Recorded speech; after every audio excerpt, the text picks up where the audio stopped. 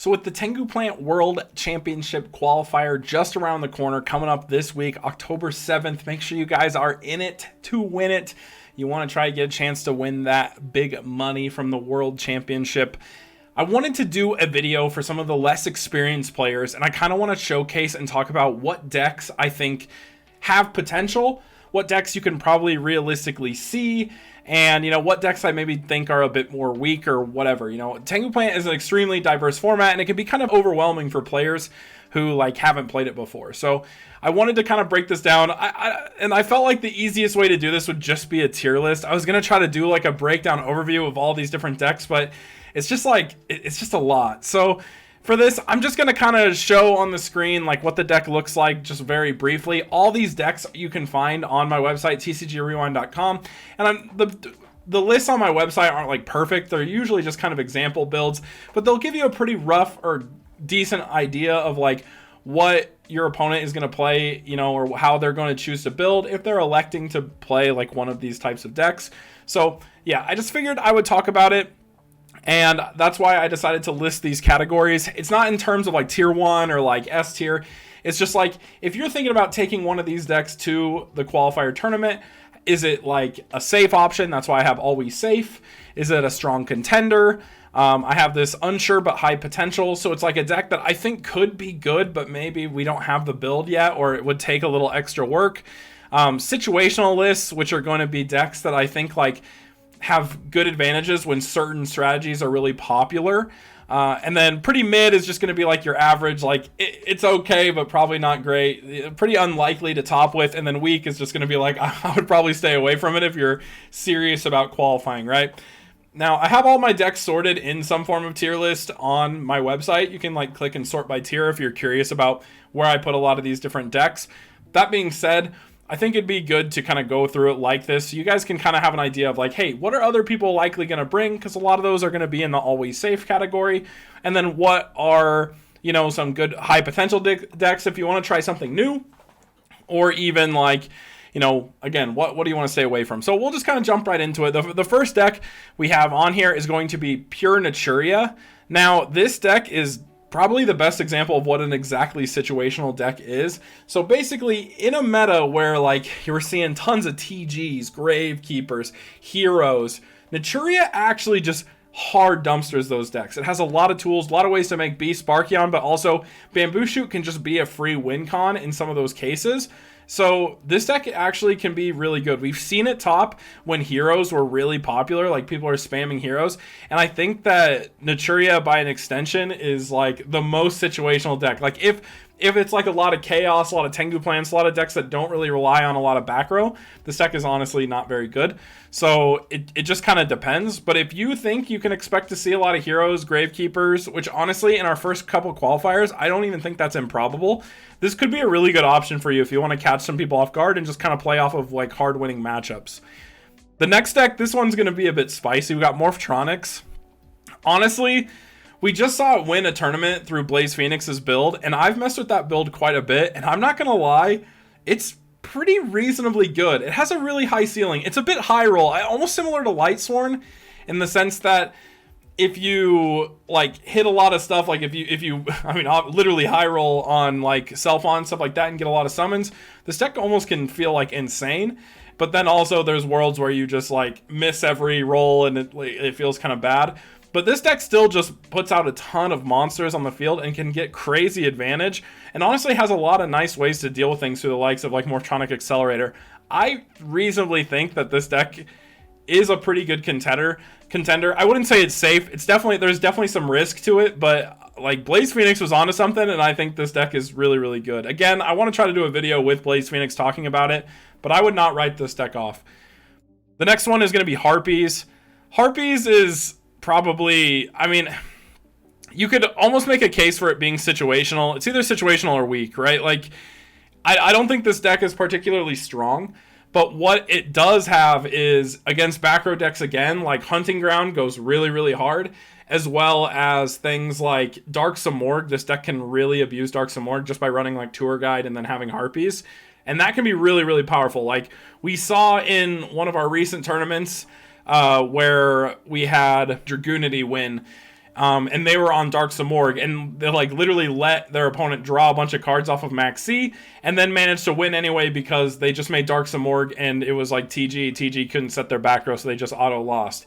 And so I would say in the same light, like Dark, again, against back row decks, if heavy back row decks are popular, this could be like semi-viable just because it's like Dark Samorg Turbo. You literally run 3 in the build. Again, I think in any other case, it's a pretty weak deck. Relinquished, it's like pretty mid. I think this is like, it's like okay, it can be good, but like, it's just Piper Chaos with an extra bricky engine in my opinion. I think you're just better off doing like Piper Chaos.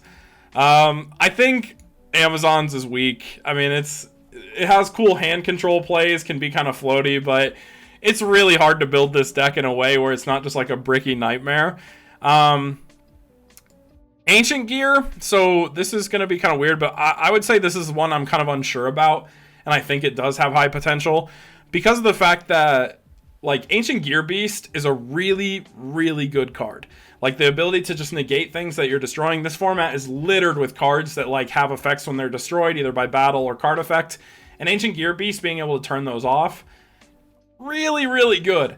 I don't know if it's like pure Ancient Gear. I don't think it involves Ancient Gear Golem at all, to be honest. But some type of like machine anti-meta control. I've made decks similar. You guys maybe have seen them in the past for me, but I think that it's actually semi-viable and has potential with the right build, but someone has to like lab that a lot. It's going to take a lot of work, but I do think that it could have like high potential in a Tengu Plant tournament, especially right now, because typically when we have like big qualifier tournaments like this, you're going to see a lot of people default right back to plants, and when they default to plants, then that basically means that they're like their deck does get hurt by things like Thunder King and then Ancient Gear Beast. So you know, it can be really good. You know, I'm just not entirely sure. The next deck we can talk about is going to be Chaos, and Chaos has a lot of different forms right now. Like, there's a lot of different ways you can play Chaos, and I will say that I think, like, in general, it's always safe. I feel like Chaos strategies, no matter how you approach it, it's like they're reasonably good, you know? And I think this pure Chaos deck has decent matchups into like Tengu Plants and stuff like that. So I wouldn't say it's a bad deck. I think you could reasonably like expect to top or do well with a deck like Chaos, no matter what variant you really go for. Same could be said. I mean, Tengu Plants is the staple, always safe. Like, I think the biggest thing, like, I would put this as the most safe deck. I think it gets over-representation, which means that like people will be prepared for it, and as a result, it can be a bit weaker. But the thing that makes Tengu Plant so good is it's just generic. I don't feel like it has any matchup where you're like, oh, this is hard winning for plants, but it doesn't have any matchups where it just feels like it's hard losing for plants either. It feels like a happy middle ground where it can kind of deal with anything at a decent level, and it has a decently high ceiling, but it doesn't like hard excel at some things. Like, a lot of the other decks in the format really take advantage of certain matchups and just auto win. Like, for example, X-Sabers is insane against back row decks. It's insane against things like heroes, and that matchup feels like almost like an auto win. And when you have a format saturated with hero players, X-Sabers then becomes more viable. Where like Tengu Plants, it's kind of like generic across the board, pretty safe.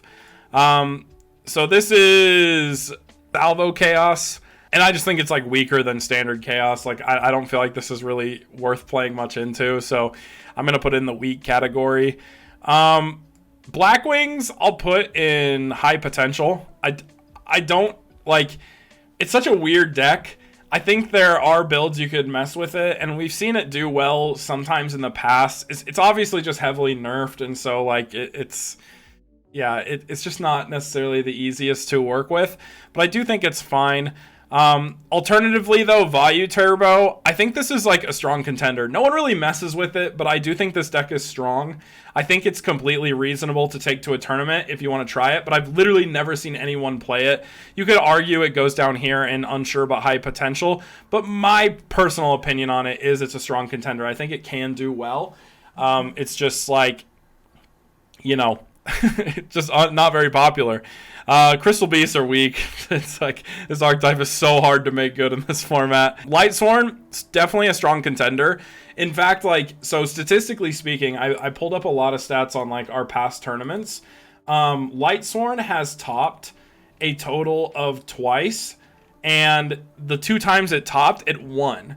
So like, this is one of the few decks where I feel like it's like tops actually translate to wins. And again, it's a bit high roll in the same sense Morphtronics is, but I think this deck is like pretty good, and it's kind of underplayed. Like, not a lot of people mess with it, but like this deck has really high potential to like win and get you a qualifier spot, in my opinion, just because of how like well it's done historically. Like, in the very few times it's actually entered into tournaments, it's winning. So like, what does that tell you? Could just be skewed stats, but for now I think it's fair to say strong contender. Same thing goes for Monarchs. I think Monarchs are always like a strong contender deck. It's always reasonable. I don't personally prefer this deck or think it's like insane, and I think there's like decent counterplay tools for it, but I mean, we've seen players like Halfard just take it and top with it like pretty regularly, so you can't say it's not a strong contender. This is for Flamvel Sworn, and I just think like the Flamvel strategy is just kind of weak. Like, I think Jurax just do everything that Flamvels want to do, just better. So I'll say Flamvel's like pretty mid. Aliens are pretty weak too. Like, I've seen some like Falcon Punch variants, but it's like, if you want to do that, just do play regular Falcon Punch. Same thing goes for like Zombie Control. There's no reason to play this over regular zombies. Regular zombies are just way more versatile and better. This deck is situational. This is Volcanic Heroes. I actually think this deck, I mean, we've seen it win tournaments before. It can be really good. I think this deck is really good against other back row decks to a degree, outside of like exactly TG. The nice thing about it is you have like normal summon searches almost every turn, so you're net so much advantage, and that can be kind of strong. But it also, like, you're also on volcanic cards, which can feel kind of bad. So yeah, I don't know. It really just depends on what the meta is. If like Gravekeepers are really popular, I feel like it goes kind of hard because like popping a set spy can like win you a game. But yeah, this deck is Evil Hero, and unless Cadigan wants to prove me wrong in these qualifiers, I just don't see it performing. I feel like it's pretty hard to make work. It's one of those decks where it's like pretty niche, and honestly, I'd say Plasma Heroes goes alongside it. Like, what are you really like? I don't think anyone's opting for this deck. Destiny Hero Plasma is a really cool card, but someone is going to have to mess with this a bit further to make it better. I don't think it's like impossible, but it's a bit tough. Hero Stun, always safe. It's probably one of the best decks in the entire format. I'd say it's better than Chaos. So like, I would say these two are like really, really safe options if you want to try to top. The only downside is, again, there's a lot of situational decks that can kind of ruin your day, so you got to be kind of aware of that, but it is a pretty potent strategy, as we've seen from my Tournament of Tournament series. Insects, I'm going to put pretty mid. I don't think they're weak. They actually have some potential. They're like low-key okay. But again, no one's really messed with them, so I don't really know how far you could take it. With a decent enough build, it could maybe go relatively far, but I just don't really see this like getting top 4 in a tournament as of right now, until maybe we see some more developed builds for like pure insects. Lancer Frogs, I would put as a strong contender. We've seen it top before, and again, there's not a lot of cards that deal with a Resolve Sea Lancer, so it can be really oppressive in certain game states, which is why I think it's really good. It's kind of goes alongside with like Monarchs. It's like a different strategy, but has like a lot of potential to be good. Then we have Exodia. I'll say pretty mid. It can work, but it's like, it's so gimmicky, and like if you draw the wrong cards, you just kind of lose. Recruiter Fairies, this is one I'll put at high potential. This is similar to the Edison format build, and I haven't like tested it a ton from the list I have on my website, but the games I have played have felt pretty good. Like, it really doesn't feel that bad. It's basically like a better version of that Edison deck, and Christia is still nutso cracked. So yeah, I don't know. I think just based on the fact that Christia is really good, this deck has a lot of potential. Like, being able to just like crash 4 fairies and then drop Christia can just win you a game. Plus it's on like creature swaps and annoying cards like that. It's pretty decent, but again, I haven't really seen anyone else play it. TG, this is like TG and then TG Stun. Both of them are always safe. I don't even know if it's like worth separating TG and TG Stun. I feel like you're always playing some relative stun variant. There's like the old build with like hand traps. I have it on my site where like you're maxed on hand traps. I think that's just objectively wrong. I feel like it's really bad. So I think it's better to just play like TG Stun. and make it work. But this deck has performed really nicely in a lot of tournaments, and you know, our boy Shinuslaw probably going to be slamming it. Then we also have, what's this called? Diva Hero. So I think this deck is pretty good. It did see like a top 8 not too long ago in Tengu, and it can actually win games. It has a really high ceiling. Like dropping like Tour Guide and Dad and like Absolute Zero on a single turn can just be insane. It has some of the best normal summons, like where you have like Diva to go into a free level 5 or Tour Guide to go into a free rank 3. It has some of the best normal summons in the entire game, which is why I think this deck actually is like pretty good. But again, it's really doesn't see a ton of play, but for any players that are like switching from Edison over, you could reasonably play like Diva Hero or like Value Turbo, and you probably would be fine.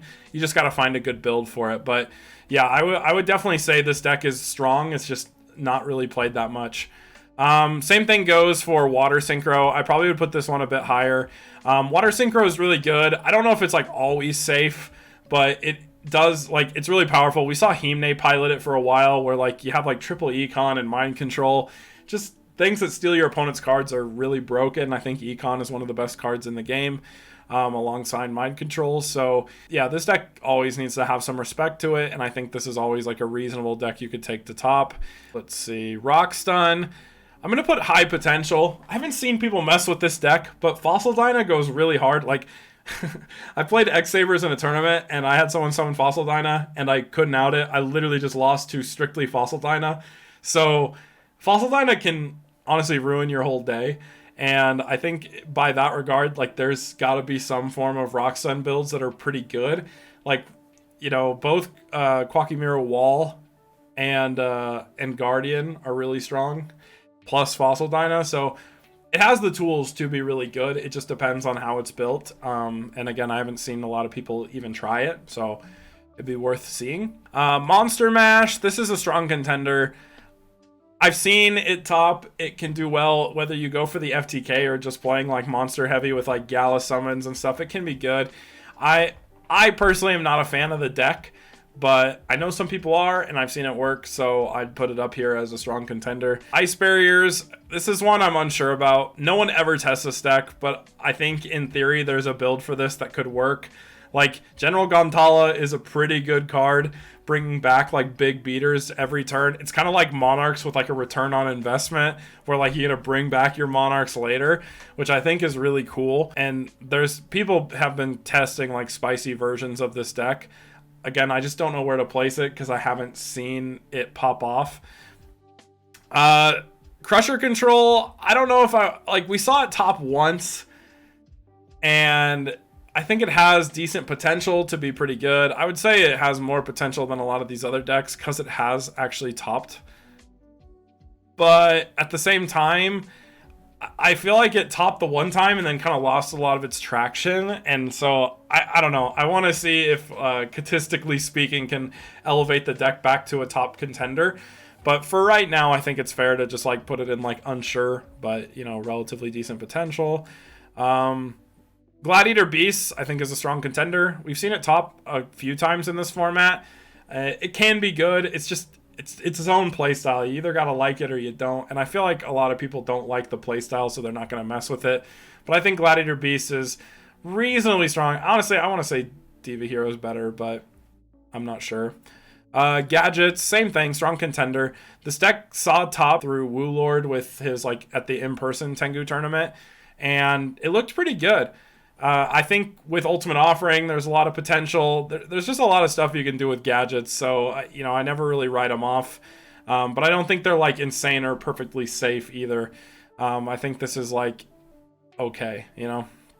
Herald of Perfection, I think, is a strong contender as well. The Tour Guide into the Dijin, Tour Guide into Dijin, and then just, like, summoning a Herald where your opponent can't special summon and you have negation, is really insane. And if you can find a build where you can do that consistently turn one and reasonably have like a decent amount of negates, it's probably going to catch you quite a few dubs. Like, there's very few things that outs that at that point. So it's something to think about. I know Shinuslaw tried it and didn't have a lot of success for it in one of the tournaments, so I don't know if it's like weaker than I think, but I personally still think there's a world where this deck is strong because it can just be disgustingly oppressive. Ojama is pretty weak. In fact, we should move some of these down and put them in order. I think aliens are like better than a lot of this other stuff. Card Curry, I think it's always safe. I think this deck is reasonably really good. Has a lot of options, high potential to explode. As long as you're dealing with Thunder King appropriately, you really don't have a lot of concern with this deck. The only downside to it is it does take 2 cards to pop off. So if you like synchro and get warninged or something, it feels really, really bad. So you want to make sure you have plenty of counterplay to your opponent's back row. But if you get going, once things start resolving, this deck feels unbeatable. It feels like stronger than any other deck in the format. So I do think it's fair to have it as like a safe option. And I feel like it's like one of the more popular decks as well. Like that's the thing about a lot of these safe decks are also, I would say, are really popular. Like they see heavy representation in tournaments. We've got, this is KFC. Carpath won a tournament with this deck a while back ago, or topped. I don't remember if he won or topped, but I think it has decent potential. But again, it's just one of those decks that just doesn't see play. Like I don't see people messing with it. But it did do well. So, and it's kind of was just Tengu plants with the draw engine. So, you know, how bad can it be? Chain Burn, I'm gonna say is pretty mid. It can work. I've seen it. It's all like one top in this format. With like Piper and stuff like that, but I still have not sold on the fact that it's like good. Honestly, same Malefic. I think this deck sucks, low key. I would almost put it weak, but I know people like it and some people think there's good builds for it, so I'll give it the benefit of the doubt of being mid. But I just feel like if you're playing this, you should just play Ancient Gears with like Machinas and just abuse Machinas plus like Ancient Gear Beast. And it just feels way more satisfying than like the single good card of Malefic Cyber End. Then we have Agents. Agents is also always safe. I think it's a bit worse than like these 3, in all honesty. At least that's like my recent opinion is like, I think Agents is just kind of risky bricky. So I just don't like bricking on Shine Balls, and I feel like there's so many different ways you can brick with this, like where you brick on too many boss monsters or too many weenies, and it doesn't feel that good. So I think it's a safe option, just because historically it's a really strong deck. But I do think there's a lot of people that are adapting to the strategy, so I'm not sure how good I would like say it is overall. Piper Chaos, I won't put it up at always safe because I do think it's a bit riskier. I think it's like a strong contender though. I feel like people haven't found the right formula for Piper Chaos or the right build, but it is really good. And I think people are kind of pushed away because Piper is like an expensive card. So if you're someone who likes building your decks IRL as well as online, like Piper is kind of a strategy that people stay away from just because Piper is like only printed once and so it's expensive. But I do think it's like a reasonably strong deck. Again, we just need to find the right build for it, but I wouldn't like be shocked if Piper Chaos topped the tournament, for example. Junk Doppel, honestly, I'm going to say the same thing. Yes, it's weak to Max C, and as a result has its own issues, but we've already seen in Tournament of Tournaments, I've had Max C sided in against me countless times, and the deck still just manages to win. Drill Warrior is still an insane card. The ceiling or like the combos of the deck are still really good. I'm not really sold on it being all that weak outside of like getting like hard ruined by someone opening heavy Max C. But aside from that, there's a lot of ways to bait it out and not really worry about it. This deck has a lot of stall tools in addition to its ability to combo, so you don't really feel all that pressured. Dragons, I would say I'm unsure again. We saw Leigh Murphy top with like Dragon Turbo a while back ago, and I think like cards like Quackimiro Drago are really, really powerful in the format, like being able to stop your opponent from summoning like Hyperion or BLS or Gores. It's pretty good, and I mean we all have to respect the like Future Fusion. Turn 1 Future Fusion goes really hard, so I think this deck is pretty good. But again, we just haven't seen enough of it or enough people do it successfully where I would put it any higher. Zombies, we've seen historical tops. I still think zombies are pretty good. I would probably put them up here. I think they're strong enough and more than reasonable to take to a tournament. This is another great deck if you're like an Edison player trying to switch and play in the Tengu World Championship. Zombies is a great one if you have experience with the deck. It's pretty hard to pilot, in all honesty. There's a lot of tricky lines and a lot of decisions to make. but it is really good when it goes off. Like, it can just pop right off and win. Then we have Nordics. I think Nordics are a strong contender. I wouldn't put them as always safe, but I do think that this deck is really good. It's just, as people learn to play against it, it can be really tricky, and I feel like you have to play this deck perfectly to see results with it, which is why it's like a little bit more difficult. So it's not as safe. Like, and there's a lot of side cards like Valor Maxi hurt the deck pretty bad too, which is where it can feel kind of not as good. But it is still a powerful deck and definitely something to look out for. If you don't, like, if you're coming into these tournaments and you've never played against Nordics, I would go read what Nordics do and get an understanding of the deck, just so you don't get blown out. Because this is a deck that takes advantage of new players like crazy. If you're new to the format and play against Nordics, you'll probably get hard blown out by it, because it requires knowledge to be beaten. Cloudian, it's pretty weak. Wind up, same thing. It's like a gimmicky strategy. It's like fun, but it's not good. Same thing goes for, you know, Skull Servants. I don't think Skull Servants are like terrible, but it's just like, why play this over zombies? There's this Gemini strategy, and I haven't seen anyone mess with it. I'll put it like mid, like low mid. It's like, if it's seeing success in Edison, which it has seen some forms of success, then there's probably a build for it in Tengu. But again, people have to actually do it or try it to see it, and it takes a lot of work to make a deck good. So yeah, I think it has potential. It's just I haven't seen it actually pop off yet or be played. Fish, I think there might be a build for Fish. I was thinking about this recently. I might need to rethink how I approach this deck, because I think Fish can be really strong. Like, this card is crazy. Like, Super Ancient Deep Sea Quellacanth, that card goes really hard. And so, yeah, I wouldn't discredit it, but again, it needs to see more play. So, high potential, but definitely unsure. This is probably the number one in this field.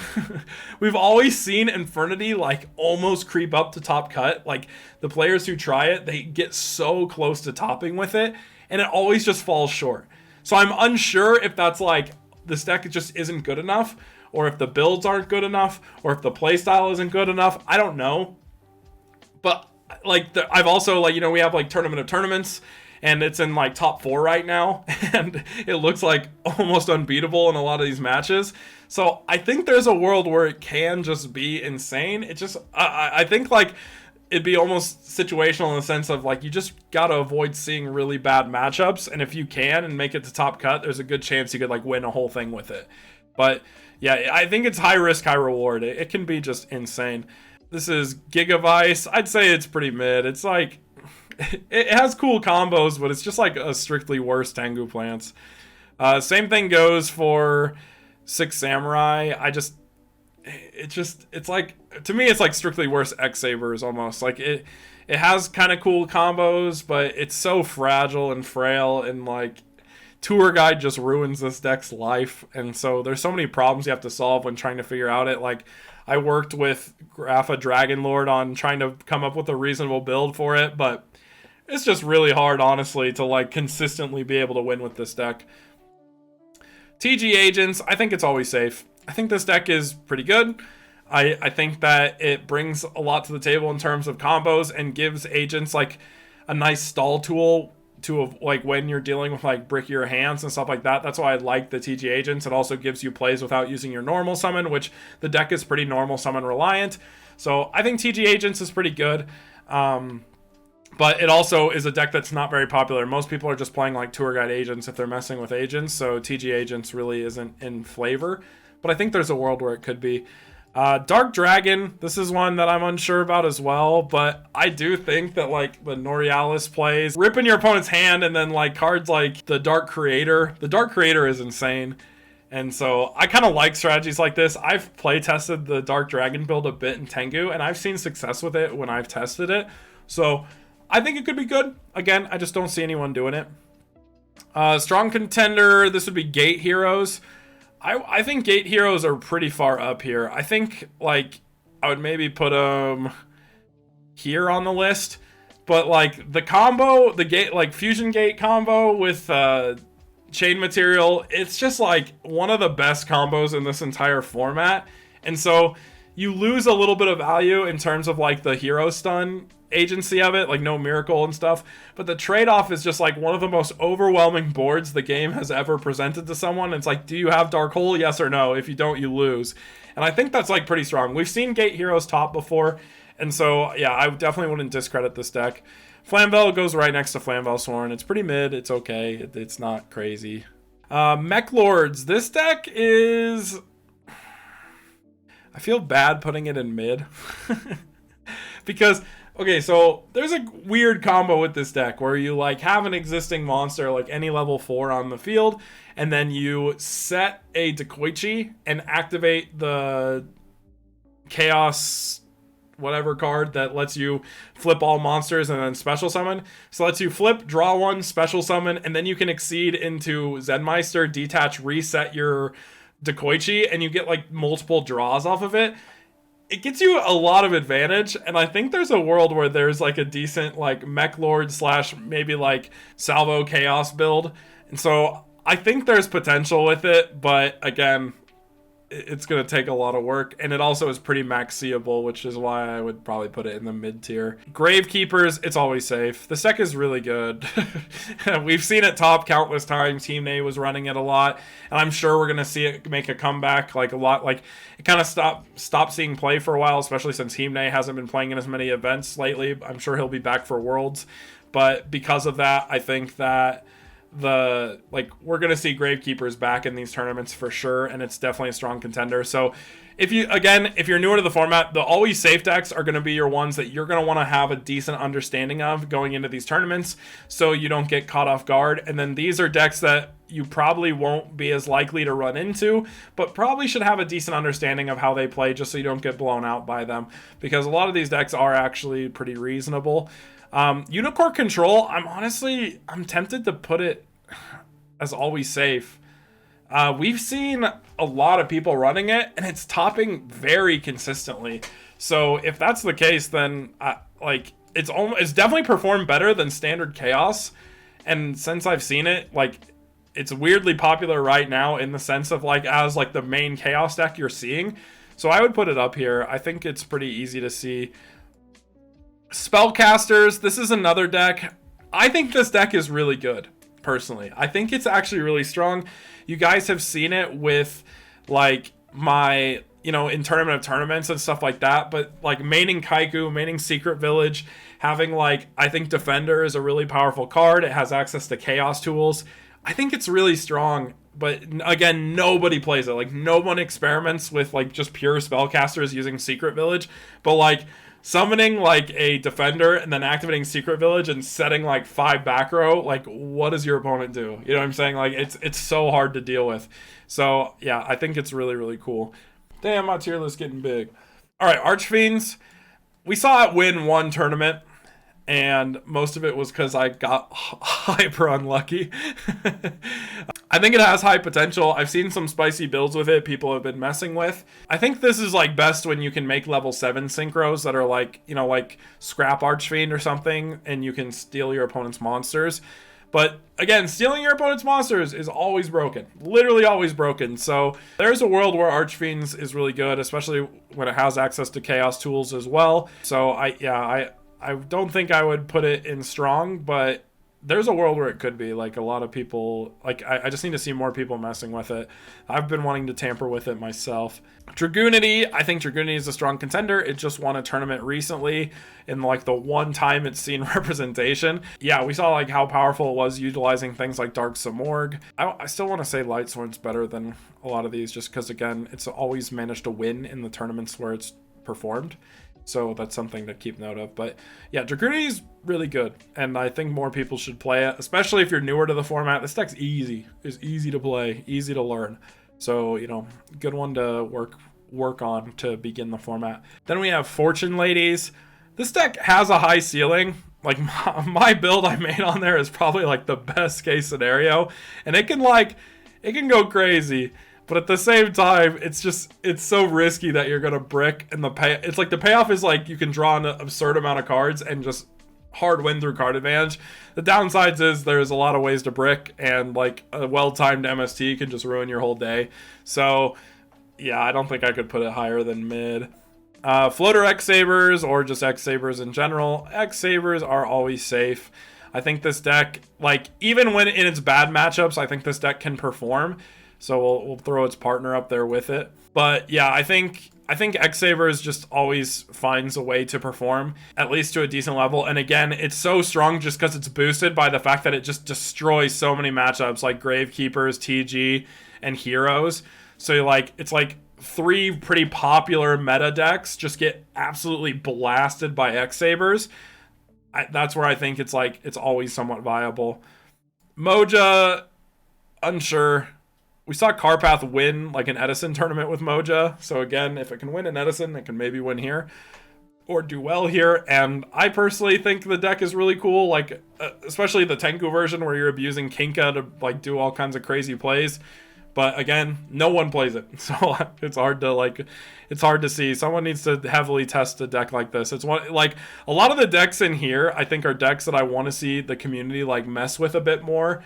So like if you're open to trying something new, these are the decks where I'm like, I think they could win, but you got to put some work into it. In the same sense that like Blaze Phoenix really elevated Morphtronics, I think it's fair to say that like there's other decks like Morphtronics that just need a little bit of love and they can become really strong, but someone has to put that time, energy, and effort into. So yeah. Then we have Fabled, and I'll put Fabled up here. It gets destroyed by Max C, but I've seen people use things like Phantom Sky Blaster to like set up like super easy quick trishes against your opponent in Fabled, and it gives you chaos options. So that seems really good. Any deck that can like easy spam Trish has a lot of potential to be strong. So I would, like, again, this is another deck I'd just love to see more people mess with because it's just like, it's really cool. It's a sick archetype, but I don't know what the best way to build it is. It's a tough egg to crack. I've thought about it a lot because I love this archetype, but yeah, it's just not easy. This is Cloudy and Synchro. I'm going to put it mid. Normally I would say it's like higher potential because it's kind of just like Tengu Plants. But the issue with it is, like, anytime I've seen someone play it, it just has gone horribly, horribly wrong. Maybe it's just like recency bias or whatever, like when I do my ARAM tournaments. But yeah, it's just not that great. So for now, we'll put it down here. Maybe someone can prove that wrong because, you know, again, it is kind of like high ceiling Tengu Plants, and high ceiling Tengu Plants is never a bad thing. I think Miss Valley is kind of in the same boat. It's actually seen tops in the past. I think Cadigan topped with it from Who Needs Meta. But yeah, I just don't think it's like, I feel like it's really tricky to make work and it's really easy to brick with. So someone's got to come up with like a decent build ideas for it. Then we have Psychics. So Psychics, I think, are always safe. I think this deck is really strong. Again, super underrated, but this deck just floats really nicely, creates really nice plays, and I'm always comfortable running this in a tournament. So I think that it is like a good option. That being said, honestly, I'll move it down to strong contender. This is like my personal bias towards the deck. I think it's really, really good, but I also think that Always Safe should reflect what I think you guys are going to see in these tournaments, like, are more popular, and Psychics are just not very popular. So like, I never really see people play it, but I think the deck is very good. So in that sense, like, these decks you're pretty likely to see some form of, where I would say Psychics are a bit less likely to run into. Battery Man are pretty mid. They can do stuff, but nothing crazy. Scraps, I'm actually going to put Scraps at Always Safe. I feel like this deck, you know, believe it or not, a lot of people, there's like, this deck sees a lot of representation in our tournaments, and it has made a lot of tops and even won some tournaments. So I would not write it off as like anything less than just like a strong deck that is pretty safe, especially because, again, I also want this to reflect what you're likely going to see. And Scraps is a deck that you will probably run into just because it's a pretty popular archetype. Jurax, I think Jurax are a strong contender, but I don't know if I'd say they're always safe. They have some pretty rough matchups, and they also, I think, are kind of difficult to play if you don't have a lot of experience with them. They can be really, really strong. Like, we've seen Jurax win tournaments. This deck can be good. And honestly, I think as builds develop for Jurax, it gets a lot better, because something I'm noticing, like even Amazing Mike Man talked about this, and he's been messing with Jurax a lot, is like there's a lot of fat you can kind of trim. Like Guaiba is actually pretty overrated in Jurax. Like Velo is far and away the best card, and Aolo is obviously the best card, but that kind of means like you don't really need the other ones. So you could kind of like adjust your strategy or style to like format that better. And so yeah, it's just something to think about. I think Jurax are definitely strong, though. Like, they can do a lot. Macrocosmos, I'll put it in high potential. I've seen it win tournaments before, and I think it is really strong. Like, the graveyard, 90% of these decks in this format rely on the graveyard. So this deck can just hard win, especially in a format if, like, you know, early on, this could be a really smart meta call because of how many decks are, like, saturated, or, like, how many how many people are playing Tengu Plants. Like, Tengu Plants is going to saturate the pool a lot, and like even things like TG gets completely wrecked by macro. So I think that this deck could be really good. Just someone has to play it, and again, nobody ever plays it. Spaceships are weak. I don't need to say much about it. They have one honest, one limiter. They're better in Edison, and yeah. Machina Gadgets, I put them right up here with Gadgets. Like, strong contender. Machina in general is just a powerful strategy. Falcon Punch. I think Falcon Punch is really good. I don't know if it's like always safe, because it's pretty tricky to play. You have to play this deck perfectly, and it also is a deck that preys on a lack of experience. Like, if your opponent doesn't know what you're doing, it gets elevated. But if they know how to play against it or know what to expect, then the deck gets a bit weaker. So I definitely think it's a very strong contender and something you could reasonably run into, but I don't think it's like popular or like something you're going to constantly see. Watts are pretty mid. I mean, they have the Watt Lock. Watt Lock is scary, but like it's pretty easy to break with like the likes of a lot of the meta decks like Heroes. That's something Necro talked about when he was trying to run them. Counter Fairies, I'll put unsure but high potential. We saw Counter Fairy lists go kind of hard or like do relatively well in a recent tournament. Is it crazy strong? If you go first, it can sometimes feel unbeatable, but the issue is like balancing going first versus going second. If you go second, this deck can just hard lose to so much stuff. So yeah, I don't know. I don't know how I feel about this deck. It's really hard to place Counter Fairies, but it can be really good. Volcanics are, I'd say, pretty weak. Maybe mid. Like, the cool thing about Volcanics, you know what, we'll put it mid. The cool thing about Volcanics is, like, with my recent build, it's like the Drill Warrior and pitching, like, Swift Scarecrow, and you're playing for burn. You can, like, discard your like scatter shots to burn them while simultaneously bring back a Swift Scarecrow every turn and attack for 12. If your opponent can't deal with that quick enough, they can just lose to getting burnt out, which is pretty cool. There's also a lot of ways to set up your graveyard to draw 2 using Drill Warrior and like Royal Firestorm Guards. So definitely something to consider. But again, I don't know if I would like take it to a tournament if I'm trying to qualify. Worms, on the other hand, I think are either always safe or a strong contender. I'd put them up here. I mean, honestly, I think these decks are like pretty good, but they're just not as popular. So again, I'm putting them down here. It's a very reasonable deck to play in a tournament. Like, I've seen Worms top multiple times in this format, and yeah, I think it's definitely a really strong deck. But again, it's not super popular. I would have an understanding of how to play against it, what it does, but it's not a huge priority. If you're new to the format, definitely just learn these decks up here, being like Tengu Plants, Heroes, TG, Agents, Karakuri, Gravekeepers, X-Sabers, Unicorn Control, Chaos, and like Scraps. Those are the decks that I think you will have the most likely chance of running into. But all of these decks down here in the strong contender slot are super reasonable. And then, you know, there is a world where you see some of the stuff from down here if people get a little spicy, and especially if someone's been tampering or testing a lot of stuff. But I don't know if Blaze is going to bring back his Morphtronics. This is the one where maybe some people are going to have controversy towards it. But like I said, I've played this deck. I think it's actually good.